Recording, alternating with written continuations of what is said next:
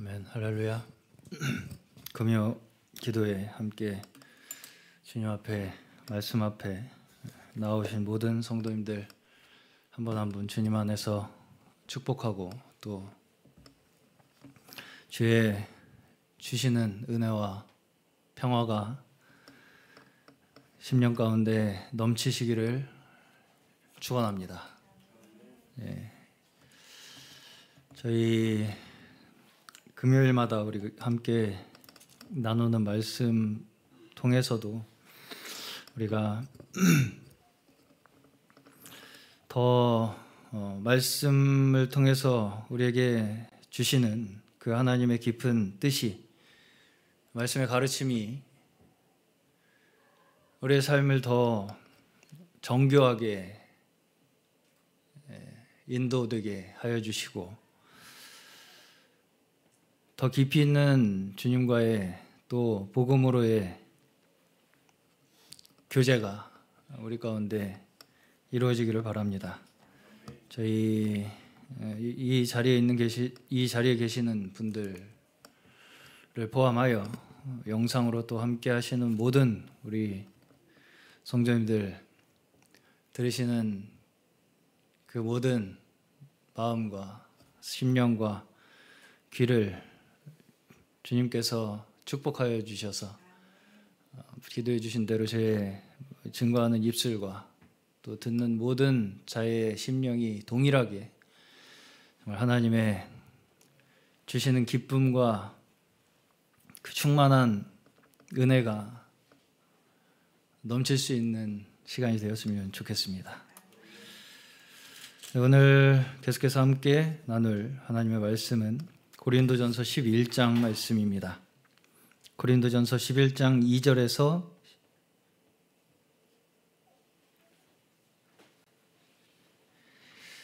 15절까지 말씀입니다. 고린도전서 11장 2절에서 15절까지 말씀입니다.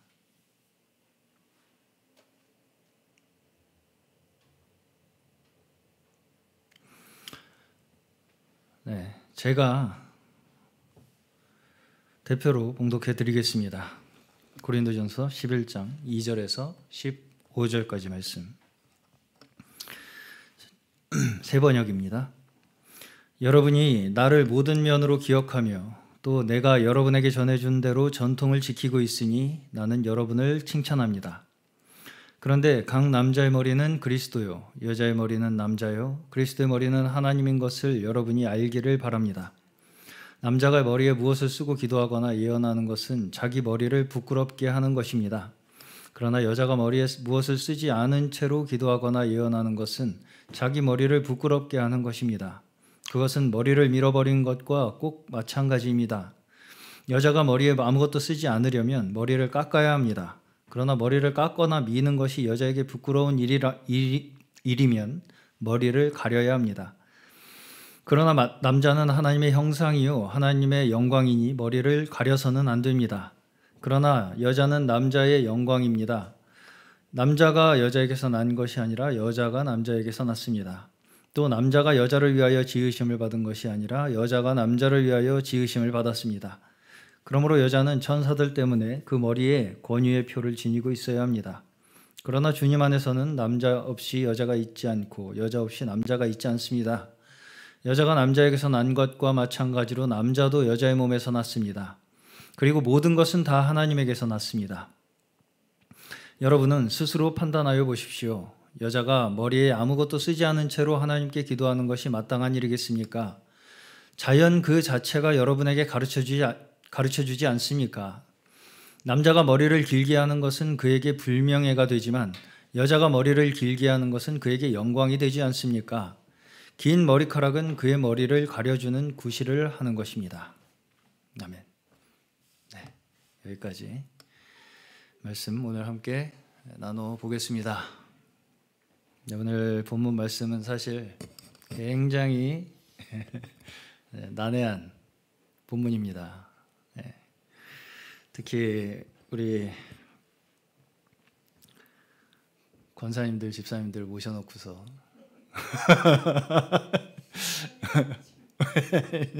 나누기가 굉장히 불편한 그런 본문 말씀입니다. 뭐라고 말씀을 드려야 할지 제가 굉장히 난감한 그런 구절을 만나서 오늘 준비를 하면서도 진땀을 뺐습니다. 부디 하나님의 말씀으로 우리가 잘 순종함으로 받을 수 있기를 바라겠습니다. 저번 주에 저희는 고린도전서 10장까지의 내용을 통해서 우상의 제물을 먹는 문제를 가지고 사도 바울께서 교회를 가르치시는 중점이 무엇인가를 함께 묵상해 보았습니다. 그래서 이제 이 말씀이 너무나 핵심적이고 중요한 문제라서 다시 한 번만 간단하게 정리하고 넘어가도록 하겠습니다. 자, 우상의 제물을 먹어도 되느냐 아니면 먹으면 안 되느냐 하는 문제를 가지고 고린도 교회 내에서는 아마 시비가 있었던 것 같습니다. 여기에서 우리가 어떤 것을 해도 된다 혹은 하면 안 된다라고 하는 어떤 원칙, 외적인 원칙이죠. 외적인 행동의 원칙을 정하고 싶어 하는 것이 바로 우리 사람이 가지고 있는 한계예요. 우리는 다 그래서 이걸 하라는 얘기냐 하지 말라는 얘기냐라는 것으로 생각하고 싶어하고 받아들이고 싶어 한다는 것이죠. 그렇게 뭔가 결정을 하고 싶어 하는 것이 우리 사람이 가지고 있는 한계다. 그것을 통해서 내가 내 스스로 나의 의를 행해서 나 스스로 나의 거룩함에 이르겠다라고 하는 것들이 결국은 다 지식이라고 이야기를 하는 것입니다. 나 스스로의 의를 나 스스로의 힘으로 거룩함에 이르겠다라고 하는 그 모든 방법, 이것이 다 지식이라는 거예요. 자, 귀신은 우리를 어떻게 속이냐면 결국은 결론적으로 얘기를 하면 나 스스로 어떤 것을 알았다라고 확신하게 하는 게 귀신의 속임수예요. 귀신은 너 그렇게 하면 돼. 그렇게 확신을 하게 하는 것이 귀신이 우리에게 하는 속임수라는 거예요. 그 확신이라는 것이 결국은 사실은 우상이에요. 그러니까 나 스스로 어떤 것을 알았다라고 생각하면서 그것을 위해서 사는 그 자체가 우상이잖아요. 그렇죠? 그렇게 살게 만드는 것이 귀신이 우리에게 하는 일이라는 거예요. 그렇기 때문에 귀신은 결국은 우상이라는 가면을 쓰고 우상이라는 도구를 사용해서 우리와 관계를 형성합니다. 마치 우리가 뭔가를 알고 있다고 생각하는 우리 나름대로의 그 지식을 따르면 나 스스로를 구원할 수 있을 것이다. 이렇게 속여요, 우리를. 그리고 각자 우리의 마음속에 원하는 바대로의 우상에게 제가 주일날 저번 주인가요?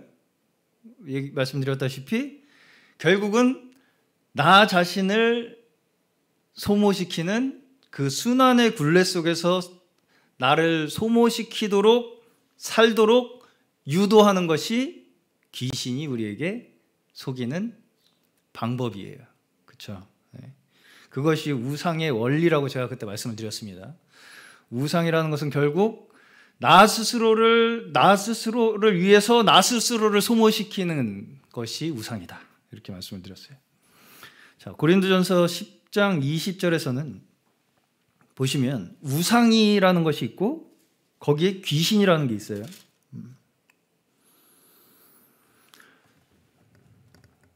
우상에게 바친 제물은 무엇입니까? 아무것도 아닙니다. 이방 사람들이 바치는 제물은 귀신에게 바치는 것이지 하나님께 바치는 것이 아닙니다. 이렇게 얘기를 하잖아요. 우상이 있는데 또 거기에 귀신이라는 게 있어요. 자, 결국은 우상이라는 것은 사실상 우리가 하나님을 떠나서 우리의 눈에 보이는 그 어떤 것이든지 그 자체가 목적이 되는 것이 우상이에요. 그렇죠? 네. 하나님을 떠나서 그 어떤 것이든지 하나님 외에 다른 것을 목적 삼는 그 모든 것이 우상이라는 거예요. 그래서 악한 영, 귀신, 사탄, 마귀가 우리를 하나님으로부터 분리시키기 위해서 사용하는 가장 강력한 도구가 우상입니다. 우상을 이용해서 우리를 하나님으로부터 분리시키는 거예요. 그 우상이라는 건 결국은 우리의 눈에 보이는 그 모든 하나님을 제외한 우리가 목적 삼는 그 모든 것, 그것이 물질이 되었든 어떤 지식이 되었든 사상이 되었든 그 모든 것, 사실은 성경에서는 그 물질조차도 사실은 인간의 지식이라는 그 의미 속에 다 포함이 되게 됩니다. 창세기 선악과가 지식을 우리에게 전달해 주지 않습니까? 결국은 지식이 우리를 타락시킨 거예요. 하나님으로부터 우리를 떠나게 만들고, 지식이. 자, 우리가 심지어 이것이 진리다라고 생각하는 그 모든 것들조차도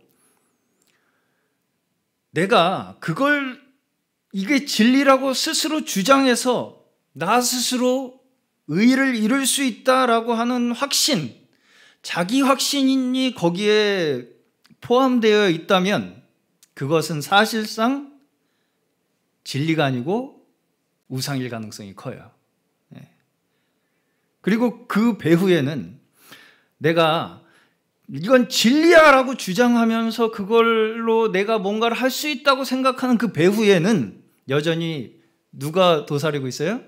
귀신이 도사리고 있는 거예요. 귀신이 나에게 그런 생각을 만들어내는 거예요.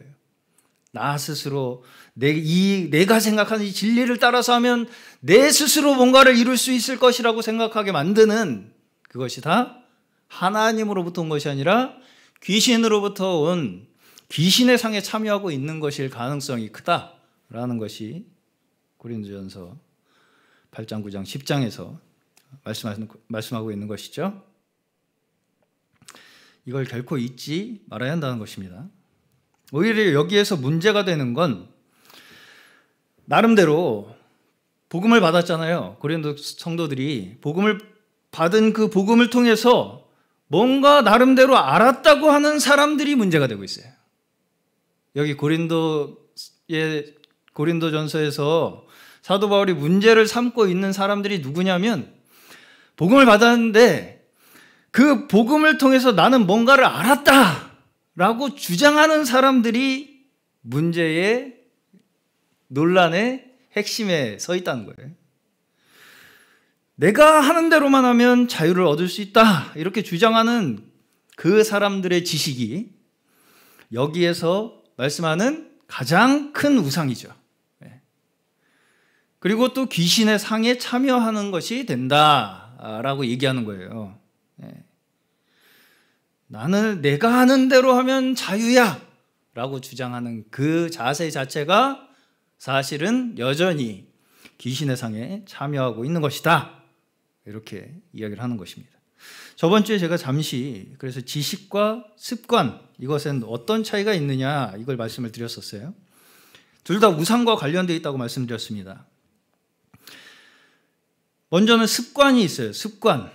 제가 저번 주에도 간단하게 설명을 드렸었는데, 습관은 우리가 알지 못하는 사이에 우리에게 배어드는 게 습관이죠.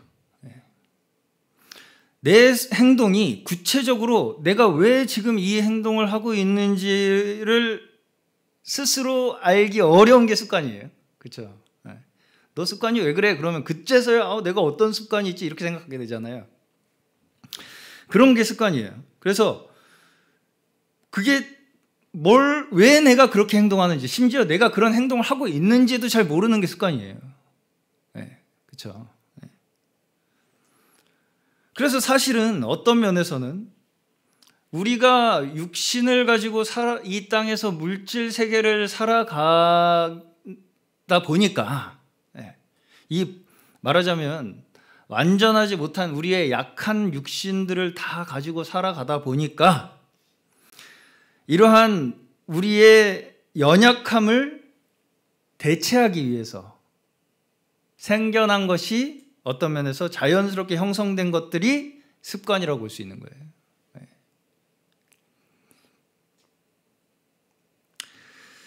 자, 8장에서는 우상에 대한 습관이라고 하면서 우상에 대한 지식이 아직 부족한 사람들이 있다, 이렇게 말씀을 하시죠. 사실은 우상은 아무것도 아니고 우리의 눈에 보이는 모든 것들은 사실은 다 어디서부터 온 거예요?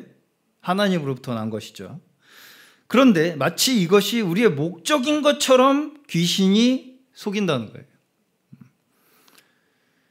그 귀신의 속임수, 계략을 파악하는 것이 말하자면 우리가 우상에 대해서 가져야 할 올바른 지식이겠죠. 우리가 이런 습관들이 있는데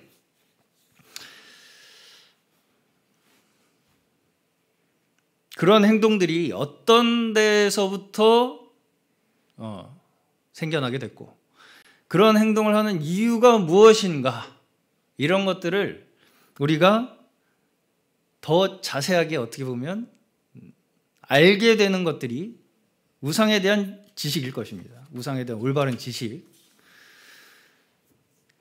그런데 이렇게 이제 제가 말로 설명을 하면 굉장히 간단하게 들릴지 모르겠지만, 그래, 그렇게 이런저런 습관들이 우상에게서부터 우리의 연약함 때문에 생겨난 어떤 습관 행동들이구나, 이런 걸 알기만 하면 우리가 될 것 같지만, 사실은 우리가 여전히 그걸 아무리 우리가 안다고 생각을 해도 우리 또한 여전히 이 연약함 속에서 계속 살아가는 그 한계를 가지고 있기 때문에 나는 모든 지식을 다 가졌다, 그렇기 때문에 나는 더 이상 문제가 될 게 없다, 나는 완전히 자유하다라고 생각하는 그 자체가 여전히 스스로의 지식의 우상이라는 거예요. 그렇게 말할 수 있는 사람이 없다는 거죠, 한마디로. 알아가는 과정에 있는 거예요, 다 우리가. 그 지식을. 자, 여기서 우상에 대한 습관이 남아있는 사람에 대한 설명을 보시면 우상의 제물을 먹지 않아야 한다, 이렇게 주장을 합니까? 우상에 대한 습관이 있는 사람들이 우상의 제물을 먹지 말아야 합니다, 이렇게 주장을 해요? 그렇지 않아요. 여기 보시면 그러한 지식, 그러한 습관이 구체적으로 그들에게 어떤 지식으로 가지고 있는 게 아니에요. 오히려 지식을 가진 사람들이 먹는 것을 보고 그 사람들의 자유함의 지식을 따라하다가 양심의 더럽힘을 입는다는 거예요. 이 습관을 가진 사람들은. 그래서 이 습관에 대해서는 사도 바울이 그 습관이 옳다 그르다 하는 말씀을 하지 않아요. 왜냐하면 습관은 내가 어떻게 하겠다 하는 의지가 거기에 없기 때문입니다. 내가 이렇게 하겠다는 주장이 거기에 없기 때문이에요. 다시 말해서 내가 어떤 습관을 가졌다고 내가 스스로 알기는 어려운 거라는 거죠. 오히려 지식이 있는 사람이 다른 사람이 어떤 습관을 가졌는지 알기 쉽죠. 그리고 정말 그 사람이 진정한 지식을 가진 사람이라면, 진짜 알아야 할 것을 아는 사람이라면 이 사도 바울의 가르침에 따르면 서로의 약함을 돌보아서 자신의 권리를 포기하고 내 양심이 아니라 그의 양심을 위해서 행하는 것이 우리가 행해야 할 진정한 복음의 삶이고, 사실은 그것이 우리의 진정한 자유의 삶이라는 거예요. 우리가 달려야 할 상을 얻는 유일한 길이 바로 이 다른 사람의 양심을 위해서 나의 권리를 포기하고 십자가의 길을 따르는 것, 이것이 우리가 상을 얻기 위해 달려가야 할 길이다, 이렇게 말씀을 하시는 거예요. 자, 간단하게 다시 말씀드리면 습관이라는 것은 우리의 삶 속에서 자연스럽게 형성되죠. 우리가 살면서 그냥 형성되는 거예요, 자연스럽게. 그것이 우상에 대한 습관이라고 할지라도 우리가 살아가면서 습관은 결국 어디에 뭐에 연관이 많이 됩니까? 역사에 연관이 많이 돼요. 역사. 사람이 살면서 형성되는 그 역사 속에서 이루어지는 그 문화들이 우리에게 습관으로 남게 되는 거예요. 사실은 우리가 부모님으로부터 물려받은 습관은 되게 많을 거예요. 우리가 의식하지 못해도. 그럼 그 부모님은 어쨌든 우리가 살아가는 그 문화권 속에서 하는 어떤 행동들이 우리에게 의식하지 못해도 습관으로 굉장히 많은 부분들을 차지하고 있을 거라는 것입니다. 우리가 해외에만 나가봐도 우리가 무의식적으로 하는 행동들이 그들에게는 굉장히 불편한 행동들이 또 있단 말이에요. 분명하게.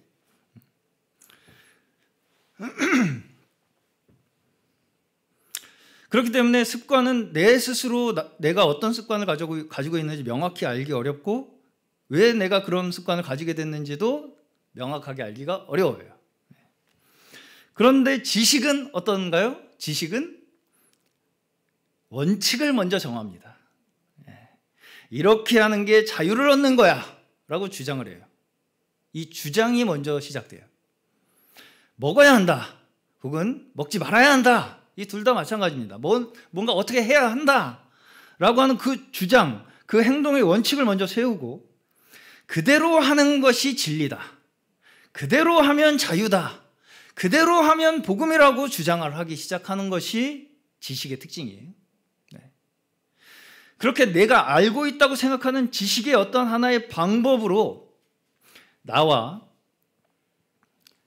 다른 습관을 가진 사람들 있지 않아요?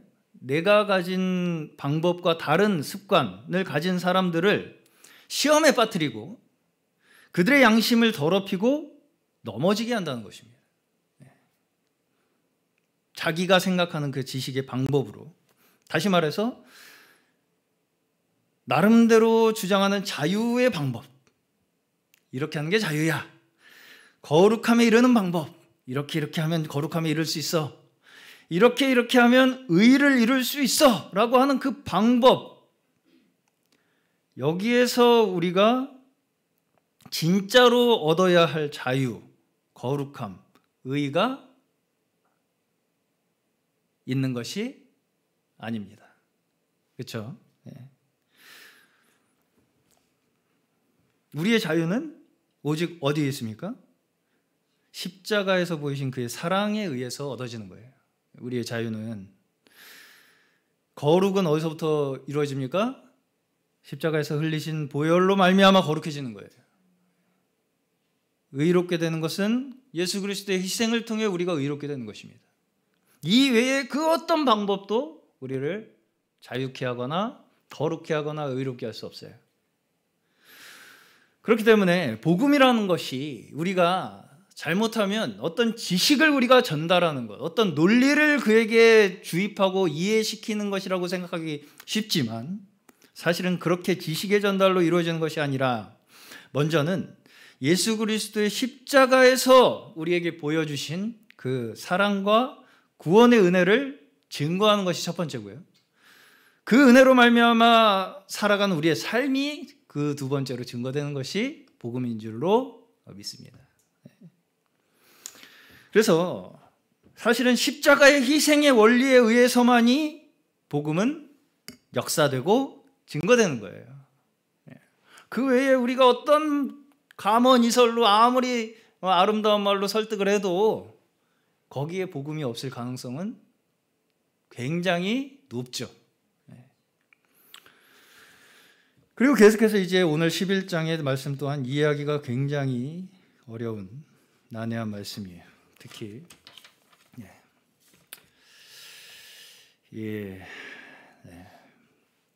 여성분들에게 있어서 굉장히 불편함을 느끼게 할 만한 구절들이 고린도전서 11장에 적혀 있습니다.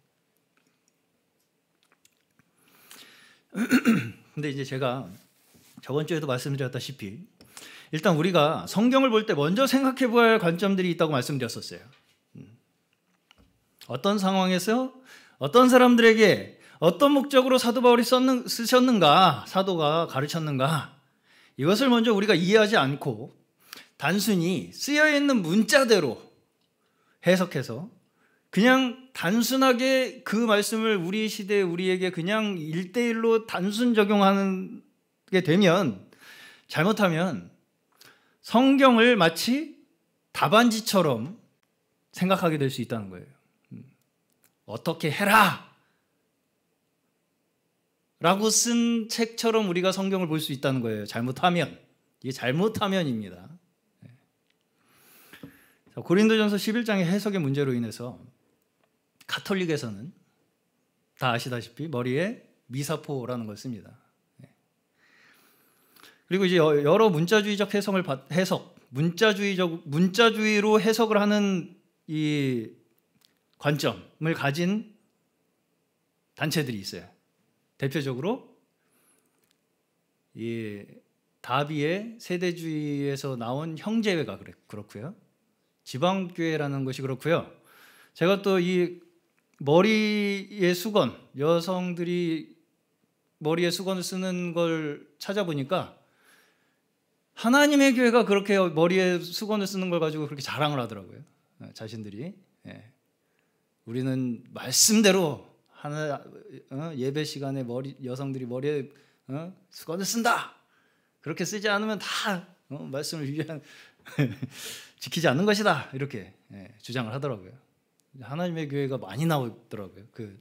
머리에 수건을 쓰는 걸 이렇게 찾아보니까. 네? 거기는 하나님이죠.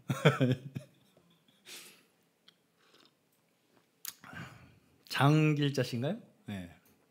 현재 이제 안상홍시에서 그 아내 부인이 이제 어머니 하나님으로 해가지고 이제 교주가 넘어갔죠. 어쨌든 그렇게 하더라고요. 근데 어쨌든 제가 말씀드리고 싶은 거는 그렇게 해석하는 그 관점 때문에 웃지 못할 일들이 지금 벌어지고 있다는 거예요.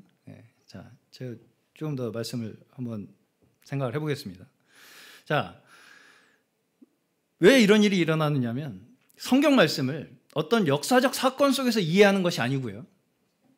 문자대로 그냥 우리한테 지키라고 준 답안지로 생각하기 때문에 이런 일이 일어나는 거예요. 첫 번째로. 자, 일단 11장 전반부에서는 교회에서 남성과 여성의 역할에 대한 이야기가 주제입니다. 교회에서 남성은 어떤 역할이고 여성은 어떤 역할이냐에 대한 이야기가 11장 전반부의 주제예요.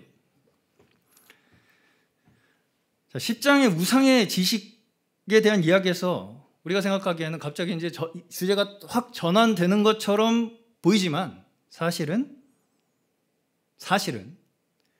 지식적 사상에 대한 연장선상에서 이어지는 말씀이에요. 이게. 자, 11장 1절은 10장 마지막 구절과 11장으로 넘어가면서 연결하는 구절입니다. 11장 1절이 뭐냐면 내가 그리스도를 본받은 사람인 것과 같이 여러분은 나를 본받는 사람이 되십시오. 라는 말씀이죠. 10장 마지막에서 무슨 말씀으로 마치냐면 헬라인이나 유대인이나 교회에 거치는 자가 되지 말고 되도록 많은 사람의 유익을 구하여 구원을 얻게 하고자 하는 그러한 자신의 이 복음의 삶을 본받으라고 하는 것이 이제 10장의 마지막에 사도 바울의 말씀이에요. 그걸 본받으라는 거예요. 11장 1절은 나의 그러한 복음을 위한 나의 삶을 본받으라고 말씀하시는 거예요. 그러면서 11장 2절에서는 고린도 교회가 사도가 전한 전통을 지키고 있다. 이걸 칭찬하고 있습니다. 그렇죠? 내가 여러분에게 전해준 대로 전통을 지키고 있으니 나는 여러분을 칭찬합니다.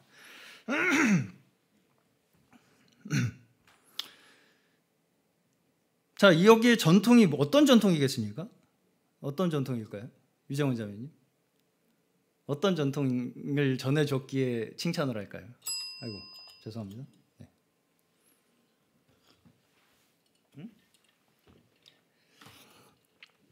복음은 그냥 쉽게 얘기하면 복음에 의해서 세워진 새로운 전통이겠죠.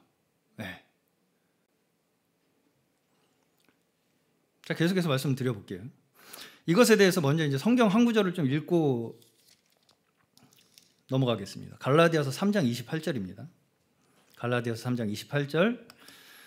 유대 사람도 그리스 사람도 없으며 종도 자유인도 없으며 남자와 여자가 없습니다. 여러분 모두가 그리스도 예수 안에서 하나이기 때문입니다. 네. 다음 로마서 10장 12절. 유대인이나 헬라인이나 차별이 없음이라. 그는 모든 사람에게 똑같이 주님이 되어 주시고 그를 부르는 모든 사람에게 풍성한 은혜를 내려주십니다. 골로새 3장 11절 한 절만 더 보겠습니다. 거기에는 헬라인이나 유대인이나 할례파나 무할례파나 야만이나 스구디아인이나 종이나 자유인이 차별이 있을 수 없습니다. 네. 오직 그리스도만이 모든 것이며 모든 것 안에 계십니다. 아멘. 자, 다 뭐에 대한 얘기예요? 그렇죠? 근데 이제 우리가 이걸 읽기에는 뭐 당연히 당연한 말씀을 하시네. 당연한 거지. 이렇게 느끼실지 모르겠어요. 왜 그렇게 느끼게 되냐면 여기에서 특히 이제 갈라디아 3장 28절 유대인과 헬라인, 그리스인이라고 여기 나오는데 이 차이가 얼마나 큰지를 우리가 잘 모르기 때문이에요. 그리고 노예제도를 우리가 경험해 본 적이 없기 때문이에요. 그리고 그 당시에 있었던 여성에 대한 엄청난 차별과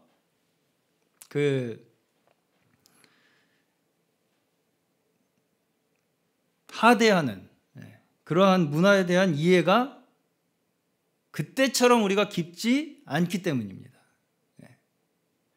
그렇기 때문에 들었을 때 그렇구나 정도는 공감은 할 수 있어도 그 사람들이 듣는 만큼의 충격을 우리는 받지 않는다는 거예요, 지금.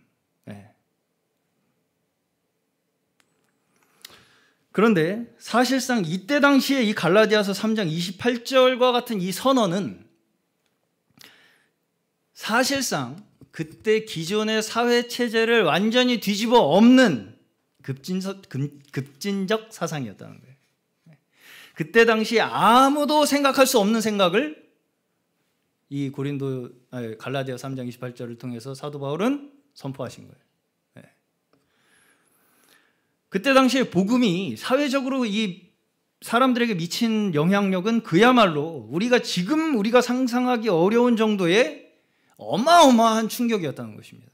이 평등 사상 자체가. 당시에 이 신분제도는 너무나 당연한 거였어요. 당연히 신분대로 나눠진 거예요. 이 사람들이. 노예라는 건 당연히 있는 것입니다.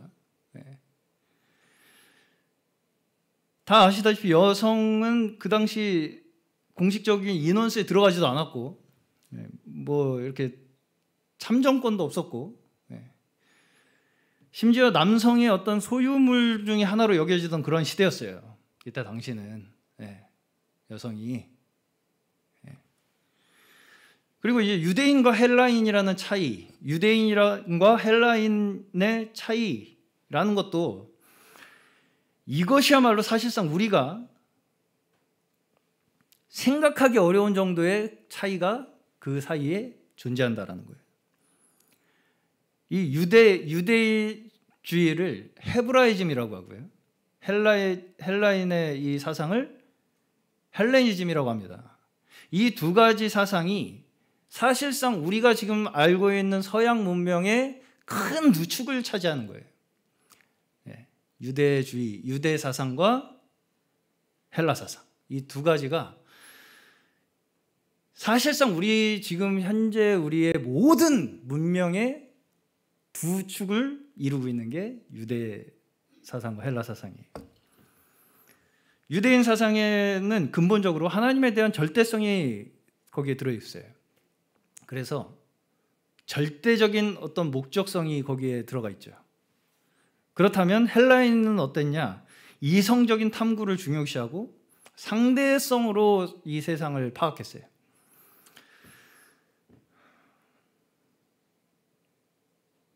둘 중에 하나를 하나에 너무 치우치는 것도 우리가 생각하는 어떤 그 복음에 부합하지 않는다고 말할 수 있겠죠. 이 두 가지가 적절히 섞여 있었어요. 그때 당시 초대교회에도, 이 복음에도 마찬가지고요. 자, 우리가 생각하는 것보다 당시 그들이 받게 된 이 문화적 충격, 서로 간에 느끼는 그 이질감이라는 것은 우리가 생각하는 것보다 상상 이상으로 굉장히 컸을 거라는 거예요. 이걸 우리가 먼저 알아야 돼요. 그런데도 불구하고 여기 사도 바울은 이 복음을 통해서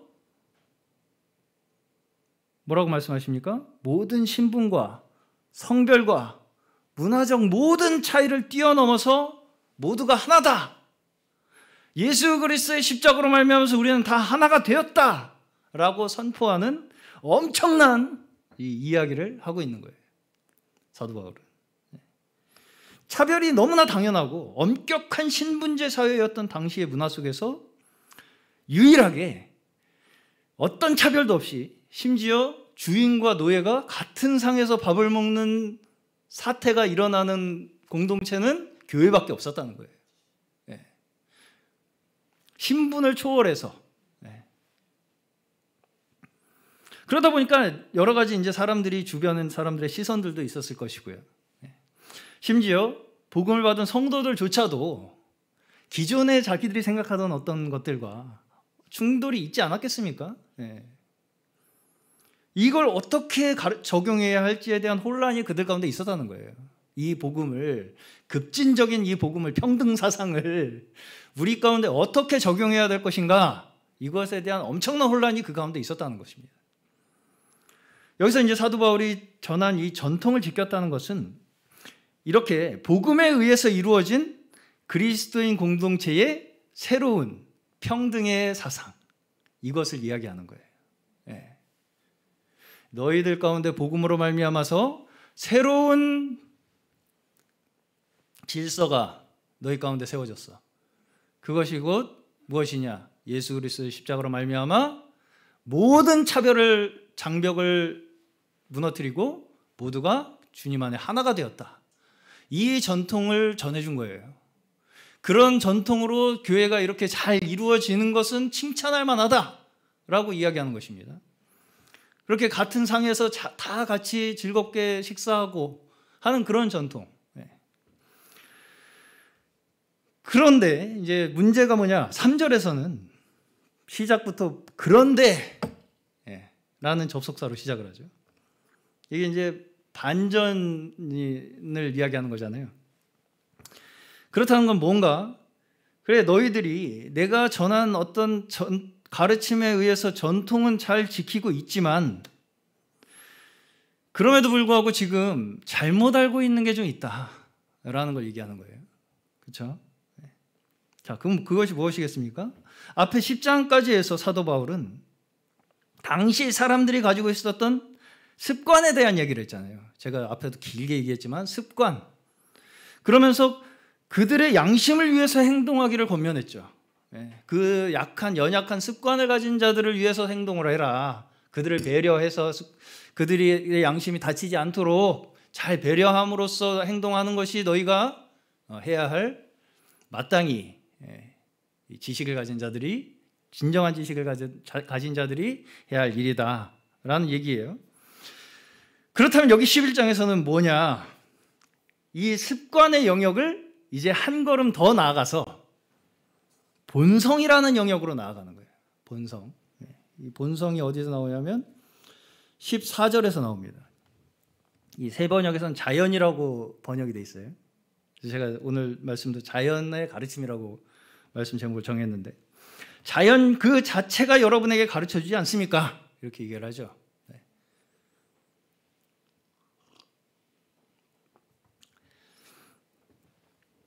여기서 남성과 여성의 본성을 이야기하고 있습니다. 남성과 여성의 본성. 자, 우리가 자칫하면 이 말씀을, 특히 이제 남성들의 입장에서는 남성은 후하고 여성은 뭔가 이렇게 낫다라고 하는 식으로 해석해서 이조시대 가부장적인 개념으로 남자는 하늘, 여자는 땅, 뭐 이런 식으로 이제 받아들이려고 하는 분들이 있어요. 그렇죠? 무조건 순종하라고. 과연 그런 말씀인지 계속 한번 생각을 해보겠습니다. 자, 특히 이제 남자가 그렇게 생각을 하고 싶어 하겠죠. 자, 과연 여기에서 사도 바울이 유교를 배워가지고 남존여비 사상을 교회에 가르치고 있을까요? 그렇게 급진적인 평등 사상을 설파한 사람이, 모든 차별이 다 없어졌다고 그렇게 교회에게 먼저 가르친 사람이 갑자기 한 입으로 두 말을 하겠습니까? 그 말이 안 되죠. 말이 안 돼요. 그걸 그렇게 말한 사람이 또 이렇게 가르쳤다, 이렇게 해석하는 건 말이 안 됩니다. 자, 10장에서는 지식으로 행하는 자들이 다른 이들의 습관을 무시해서 그들의 양심을 더럽히고 넘어뜨릴 수 있다는 것을 경고하고 있어요. 그렇죠? 지식으로 행하면서 다른 사람들이 습관을 가진 것을 무시해요. 그래서 함부로 행함으로써 그 사람들의 양심을 더럽히고 넘어뜨릴 수 있다. 이걸 조심해라. 이렇게 경고하고 있잖아요. 10장에서는. 그렇다면 11장에서는 무엇을 이야기하고 있는 것이냐면, 지식이, 내가 가지고 있는 지식이 심지어 나의 타고난 것, 여기에서 이제 특별히 성별의 문제로 이야기를 하고 있습니다. 다시 말해서 내가 나름대로 가졌다고 하는 지식으로 심지어 사람의 본성조차 초월하는 것처럼 행할 수 있다는 것을 말씀하는 거예요. 왜 이런 문제가 발생하느냐를 좀 생각을 해본다면, 먼저는 실제로 그 당시에 존재하는 차별이 있었기 때문이겠죠. 너무나 억압받던 그때 당시의 여성들의 그 심정, 이해가 가지 않는 바는 아닙니다. 자, 지금도 여성 평등 운동을 하시는 분들이 있어요. 물론 우리가 남성들이 여성들을 함부로 힘이 좀 있다고 해서 무시하거나 차별하는 것은 매우 잘못된 일입니다. 그렇게 해서는 절대 안 되는 일이겠죠. 자, 그럼에도 불구하고 인간에게 부여된 우리가 타고난 이 성별이라는 거 있잖아요. 이것이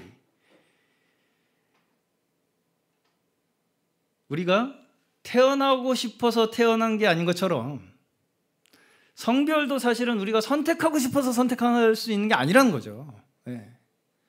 그렇죠? 내가 남자로 태어나고 싶어서 남자로 태어난 것도 아니고 여자로 태어나고 싶어서 여자로 태어난 게 아니에요.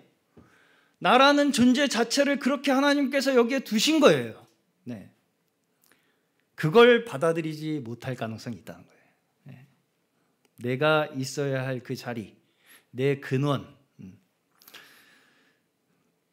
그런데 마치 이것을 자신이 큰 기득권을 가진 것처럼 생각하고 이 말씀을 근거로다가 그냥 여성들을 다 막 억압하려고 한다거나 무조건 순종하라고 한다거나 차별하는 근거로 사용한다면, 그렇게 이야기하시는 남자분들은 성경을 자의대로 해석해서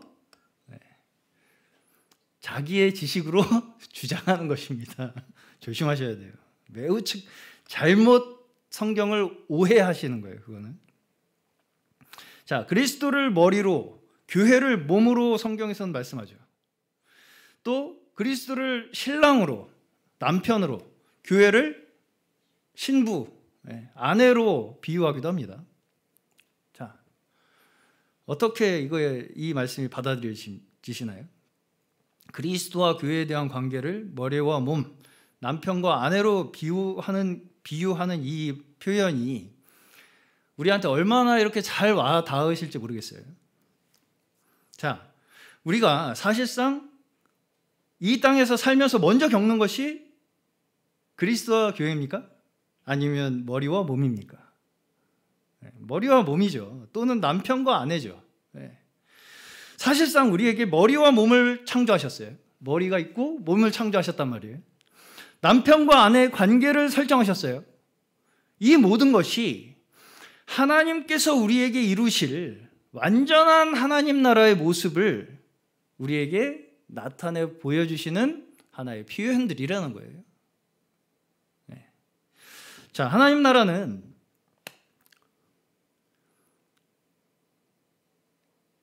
기계입니까?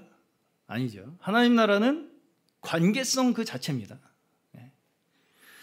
이 땅에서 그리스도인들이 가지고 있는 이 주 안에서의 온전한 하나 된 관계, 이것이 교회죠. 네. 그리고 그 교회의 머리로서 다스리시는 분이 그리스도입니다. 그렇죠. 자, 그러면 물론 머리가 중요하죠. 그러면 몸은 안 중요합니까? 그걸 따로 떼놓고서 생각할 수 있어요? 몸과 머리를 따로 떼놓고서 머리로만 어떤 일을 할 수 없어요. 그렇죠? 머리의 다스림으로 움직이는 것이 몸입니다. 여기서 우리가 오해할 수 있는 것은 마치 머리와 몸이 뭔가 주종 관계인 것처럼, 머리가 몸을 지배하는 것처럼 생각하기 쉽다는 거예요. 머리가 명령하면 몸은 막 억지로 기계처럼 움직이는 것처럼 생각하기 쉽다는 거예요. 한마디로. 그렇습니까? 우리 몸이? 머리가 생각하면 자동으로 움직이는 게 몸이죠.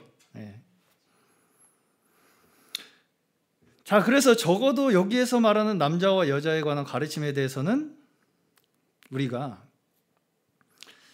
좀처럼 이 어떤 하나의 조직적인 위계질서적인 마음을 내려놓기가 굉장히 힘들어요. 우리가.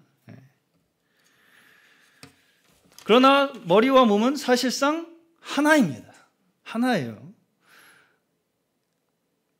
여기서 이야기하고 하시는 것은 뭐냐면, 이야기하고자 하시는 것이 뭐냐면, 머리와 몸이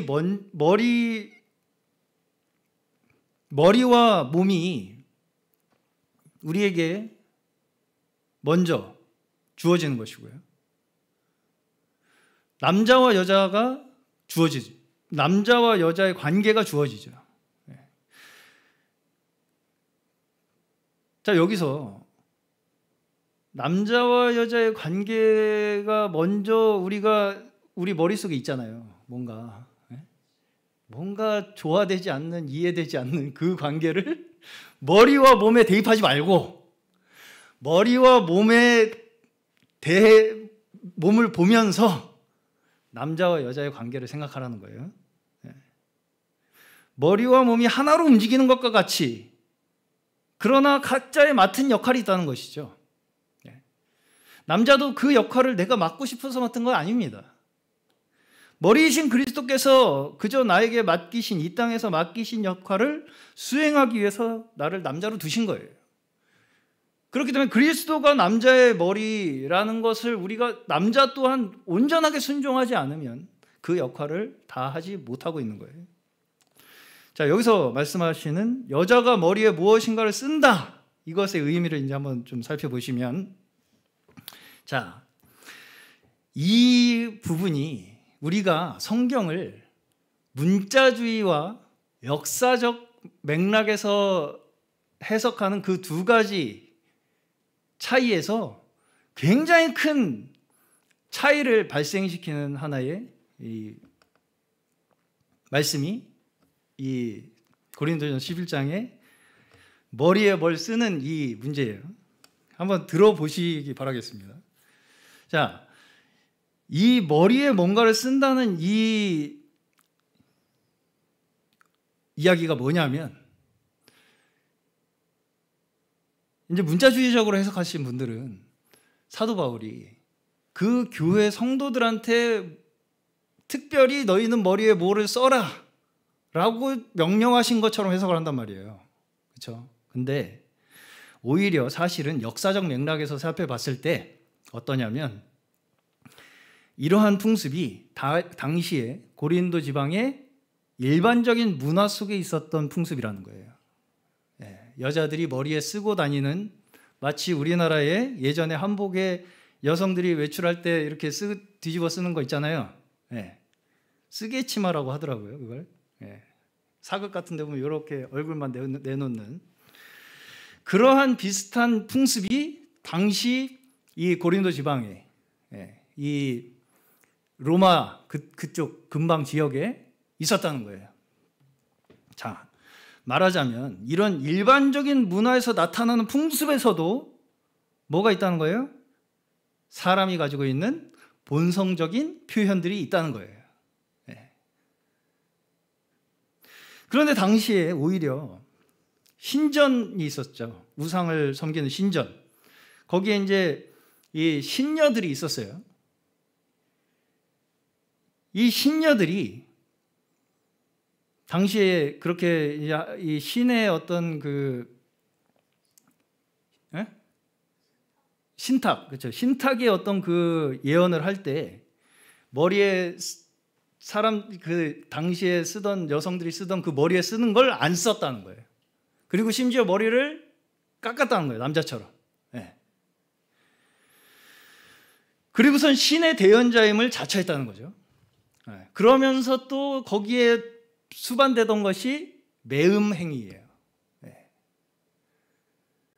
이 신녀들이 심지어 매음의 시초라고 이야기하는 사람들조차 있더라고요.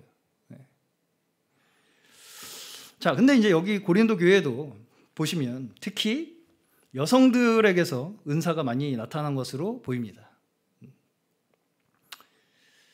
복음으로 열심을 내는 사람 중에 여성분들이 많이 있었던 것 같아요. 저희도 지금 한 분 빼고는 다 네. 그런데다가 그리스도인 공동체 내에서는 여성들의 차별이 없이 모두가 동등한 목소리를 낼 수 있다, 이런 자유를 이제 딱 얻게 되니까 이 사회적으로 문화 속에 자리 잡고 있던 그 여성들이 머리에 쓰고 있는 그런 풍습 있죠. 이걸 이제 교회의 여성 성도들도 벗어 던지기 시작한 거예요. 다 평등하다, 우린 여자라고 머리에 뭐 쓰고 다닐 필요가 있냐, 우리는 다 이제 복음 안에서 하나가 됐는데 라고 하면서 머리에 쓰는 걸 다 벗고 아주 자유롭게 공동체 내에서 서로의 은사를 발휘했던 것입니다. 자, 이 상황이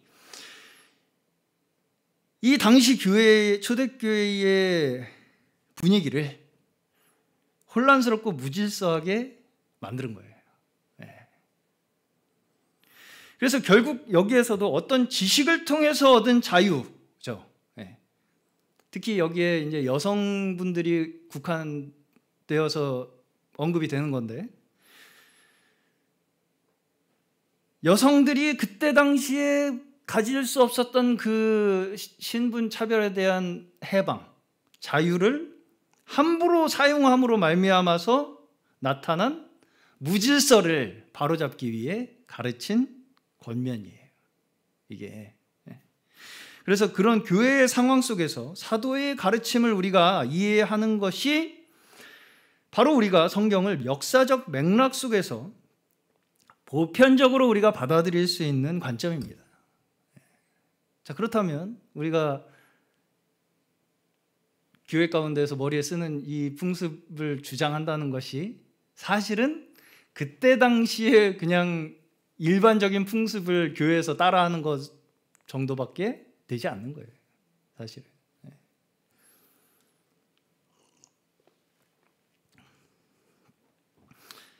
그런 이제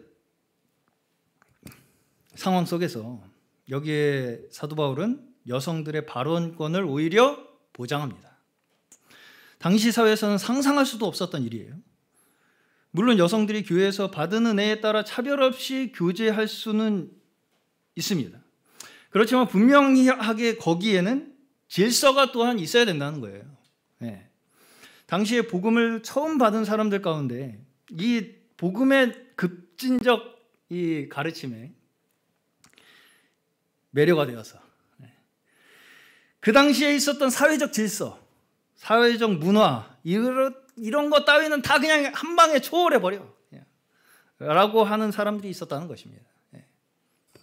나는 뭐 여자고 남자고 다 필요 없어. 우리는 새로운 어떤 뭔가 급진적 문화를 전파할 거야. 이런 이제 사람들이 있었다는 거예요. 그러나 여기에서 사도 바울이 말씀하시는 바는 무엇이냐면 우리가 본성적으로 이루어진 질서와 보편적인 문화죠. 여성들이 그 당시에 여성으로서 이렇게 머리를 가리는 그 문화 속에 사실은 뭐가 숨어 있다고요? 하나님께서 우리를 창조하신 대로 우리가 본성적으로 느껴지는 부분들이 있다는 거예요. 자, 여기서 이제 여자가 머리를 길러서 가린다거나 남성은 머리를 드러낸다거나 하는 것들은 하나님께서 남자와 여자에게 주신 역할에서 오는 본성적인 모습이라는 거예요. 그렇게 얘기를 하잖아요. 저도 이 부분에 대해서는 왜 그러면 남자는 머리가 짧고 여자는 길게 되었을까? 이게 참 문화를 막론하고 시대를 막론하고 굉장히 보편적으로 그렇게 행해지는 일이잖아요. 그래서 왜 그럴까를 생각해 봤는데 의외로 이 남자와 여자의 머리 길이가 왜 다른가에 대해서 논리적으로 이렇게 설명한 사람이 없더라고요. 그래서 제가 이제 나름대로 생각한 건 결국은 이제 남성과 여성이 가지고 있는 신체적 생물학적 차이가 있잖아요. 결국은 남자는 책임을 져야 해요. 여성은 남성의 보호를 받아 일단 생존이 확보가 돼야 되고 자녀를 양육해야 하는 역할에서 차이가 있습니다. 거기에서 이제 그러한 하나의 외적으로도 나타나는 어떤 모습들의 차이가 발생하지 않았을까 그런 생각을 하게 되었습니다. 자, 우리가 이걸 어떤 서열의 논리로 받아들이기 때문에 우리가 불편한 거예요. 9절에서 여자가 남자를 위해서 지음을 받았다고 하는 것을 볼 때에 오히려 어떤 뉘앙스를 우리가 어떤 느낌을 받을 수가 있냐면 남자가 부족해서 그걸 보완하기 위한 게 여자의 역할이라는 거죠. 창세기에서 돕는 배필로 여자를 남자에게 주셨다는 말씀이 있잖아요. 이것도 이러한 맥락에서 이해할 수 있는 것입니다. 남자가 혼자 있는 것이 좋지 않다는 것이죠. 그래서 돕는 배필로 여자를 주셨다는 거죠. 자, 남자가 오히려 여성을 통제하려고만 하고 억압하려고만 하고 혼자 뭔가를 할 수 있다고 생각하는 것도 사실은 하나님의 창조 질서를 벗어난 행위죠. 주님께서는 교회인 우리가 그리스도 안에 연합되었다 이렇게 말씀합니다. 또 교회는 만물 안에서 만물을 충만케 하시는 자의 충만이다 이렇게 말씀하시죠.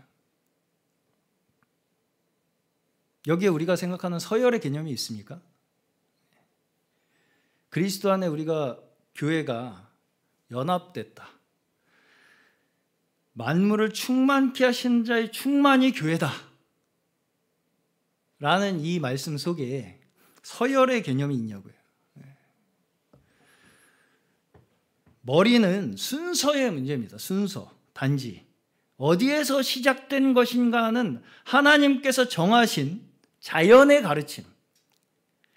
이것 또한 우리가 반드시 기억하고 간과해서는 안 될 중요하게 우리가 여겨야 할 일이라는 것을 말씀하는 거예요.